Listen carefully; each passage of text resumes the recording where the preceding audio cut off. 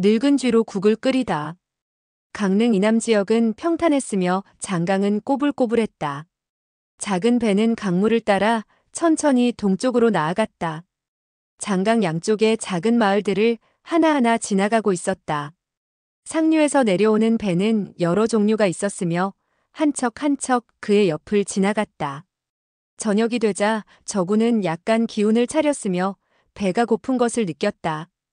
그는 몸을 일으켜 앉아 작은 배를 북쪽의 부두로 저어갔다. 음식점에 가서 음식을 사 먹으려 했다. 그러나 그 근처는 너무나 황량해서 한 채의 집도 찾을 수가 없었다. 작은 배는 다시 강을 따라 내려갔다. 저쪽 버드나무 밑에 세척의 고기잡이 배에서 나는 불빛이 보였다. 그의 작은 배가 고기잡이 배 근처에 도달하자 물고기를 끓이는 소리가 들렸으며 냄새는 매우 구수했다. 그는 배를 저어가서 한 명의 노인에게 말했다. 할아버지, 저에게 고기를 한 마리만 파시겠어요? 고기잡이 노인은 그의 모습을 보고는 무서워하며 거절하지도 못하고 대답했다. 예, 예. 한 마리의 삶은 청어를 접시에 담아서 주었다. 저군이 말했다. 밥도 좀 있으면 주시겠습니까? 고기잡이 노인은 대답도 못하고 밥을 가득 퍼서는 저군에게 주었다. 밥에는 약간의 옥수수와 고구마가 섞여 있었다. 저군은 순식간에 한 그릇의 밥을 다 먹어치웠다. 좀 더 달라고 부탁하려는데 갑자기 부두에서 누군가가 말했다. 이봐, 큰 고기가 있으면 몇 마리 가져와. 저군은 고개를 돌려서 바라보니 키가 크고 몸집이 삐쩍 마른 중이었는데 눈은 크고 번쩍번쩍 빛이 났다. 저군의 가슴은 크게 두근거렸다. 그 중은 바로 감옥에서 정전이 싸웠던 5명의 중 유일하게 살아있는 보상이었던 것이다. 저군은 감히 그를 쳐다볼 수가 없었다. 정전이 저 중이무공이 대단하다고 말했고 거기다가 후에 길에서 만나면 조심하라고 저군에게 말했던 것이 기억난 것이다. 정전의 시체가 보상에게 발견되면 정말 큰일이다. 그는 두 손으로 밥그릇을 꼭 잡고 있었다. 자신은 죽음을 무서워하는 것이 아니라고 마음속으로 계속 생각하고 있지만 가슴은 계속해서 떨리고 있었다. 팔도 벌벌 떨렸다. 이러면 안 돼. 이러면 안 돼. 그는 진정하려고 생각했으나 그럴수록 더욱 심하게 떨려왔다. 노인의 말이 들려왔다. 오늘 잡은 고기는 모두 팔리고 없소. 보상은 화를 내며 말했다. 고기가 없다고. 큰 고기가 없다면 작은 고기라도 가지고 와. 노인이 말했다. 정말 없어요. 내가 왜 고기를 안 팔겠소? 말과 동시에 물고기 통을 뒤집었다. 통 안은 비었으며 정말로 고기는 없었다. 보상은 배가 무척 고팠나 보다. 저군을 보고 말을 건넸다. 이봐, 자네에게 고기가 좀 있어? 저군은 정신이 아찔했다. 그가 자기에게 말을 걸자 자신을 알아본 줄 알고 대답하지 않았다. 저군이 긴 막대기를 들고 버드나무를 힘껏 밀자 작은 배는 강의 중앙으로 흘러갔다. 보상은 화를 내며 말했다. 이 녀석아, 고기가 있냐고 물었는데 왜 도망가? 저군은 그가 욕을 하자 더욱 무서워서 더욱 힘껏 노를 저어 강 중심으로 향했다. 보상은 바닥에서 돌을 주워들더니 저군을 향해서 던졌다. 저군은 돌이 날아오는 것을 보고 몸을 숙였다.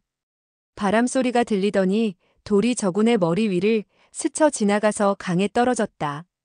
보상은 그가 아주 빠른 동작으로 돌을 피하고 이상한 모습을 하고 있자 보통 어부가 아니라고 생각했다.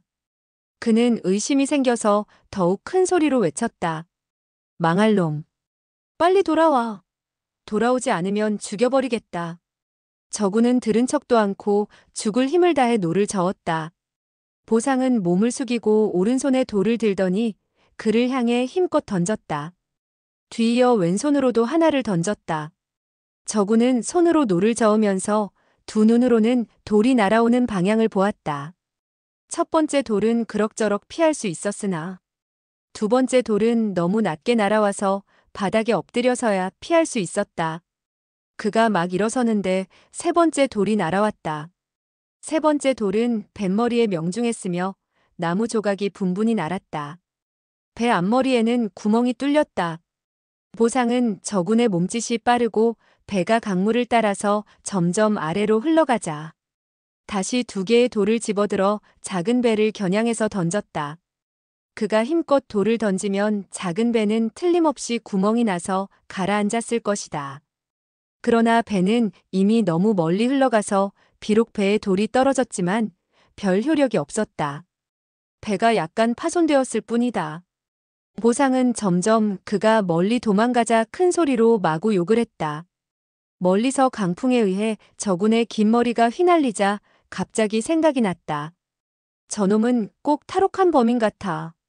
정전이 지부에서 탈출을 했다는 소식이 파다한데 잘하면 저놈에게서 정전의 소식을 알아내겠구나. 버드나무 아래의 어부들은 그가 돌을 던져 사람을 해치려 하자 겁이 나서 슬슬 하류로 내려가고 있었다.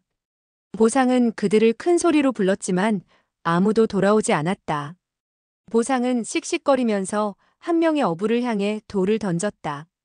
어부는 머리가 박살나면서 그 자리에서 죽었다.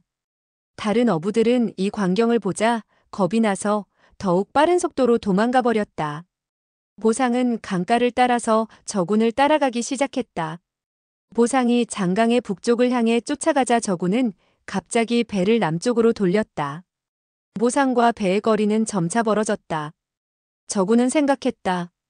그가 부두에서 배를 한 척 빌려서 날 쫓아왔으면 난 틀림없이 그의 손에 죽었을 거야.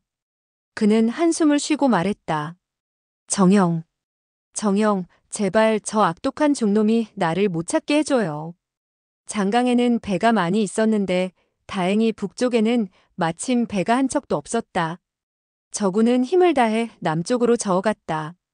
이쪽의 강은 별로 넓지도 않았고 뚝에 나무가 많았다. 보상의 모습이 보이지 않자 보따리를 가슴에 안고 정전의 시체를 안고는 부두에 올랐다. 잠시 가다가 갑자기 한 생각이 나서는 다시 부두로 돌아와서 힘껏 배를 강으로 밀어버렸다. 보상이 아직도 자기가 배를 타고 도망 중이라는 생각에 빠지게 하기 위해서였다. 그는 무조건 남쪽으로 달렸다. 강변에서 멀리 떨어질수록 좋았다. 몇 리를 달리고서야 한숨을 내쉬었다. 눈앞에 강물이 보였다. 알고 보니 장강은 이곳까지 흘러와서 남쪽으로 구부러져 있었다. 그가 급히 몸을 돌려보니 오른쪽에 작은 절간이 보였다. 정전의 시체를 안고 뛰어서 절까지 갔다. 문을 밀고 들어서자 갑자기 무릎에 힘이 없어져서 바닥에 주저앉고 다시는 일어서지를 못했다. 그는 상처를 입고 피를 매우 많이 흘려서 허약했으며 단숨에 몇 리를 뛰어와서 탈진을 했던 것이다. 날이 점차 어두워지자 마음을 안정시키고 생각했다. 깊은 밤이 되면 그 악독한 보상도 나를 찾지 못할 거야. 정전은 비록 죽었지만 그의 마음속에는 아직도 제일 큰 동반자였다.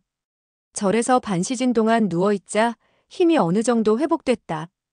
그는 비로소 일어설 수 있었으며 정전의 시체를 업고 절 안으로 깊이 들어갔다.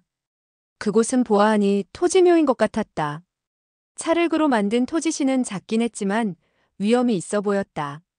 저군은 침통해하고 있는데 작은 신상을 보자 갑자기 경건한 마음이 일었다. 그는 공손히 무릎을 꿇고 앉아서 신상을 향해 몇 번 절을 했다. 그러자 마음이 조금 안정되었다. 그는 신상 앞에 앉아 멍하니 바닥에 누워있는 정전을 바라보았다. 그는 날이 어두워지자 정전의 옆에 누웠다. 몇 년 동안 감옥에서 같이 잔 모습 그대로였다. 얼마 후 소나기가 한 번 내리더니 다시 젖게 계속해서 왔다. 저군은 추워지는 것을 느끼자 몸을 움츠리고는 정전의 옆으로 다가갔다. 정전의 차가운 피부와 부딪히자 그는 정전이 죽었다는 것을 다시 한번 실감했다.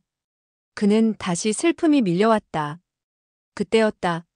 멀리서 한 명의 발자국 소리가 들려오기 시작했다. 그것은 토지묘를 향하고 있었는데 매우 빨랐다.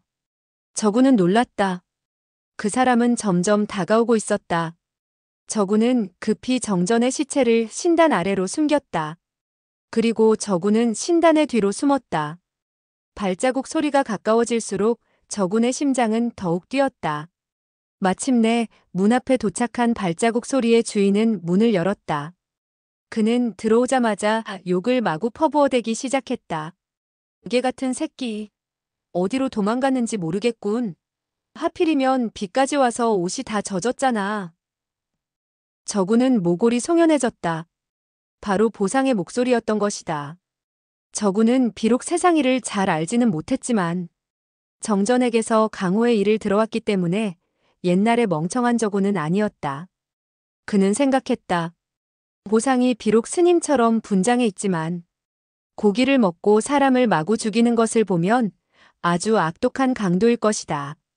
보상의 욕은 가면 갈수록 심해졌다. 그는 잠시 후에 욕을 멈추고는 젖은 옷을 벗어서 짜더니 신단 옆에 누워 잠을 자기 시작했다. 저구는 생각했다. 저놈은 명색이 중이라면서 옷을 홀랑 벗고 신단 앞에서 자니 또 한 가지 잘못을 저질렀군. 또 생각했다.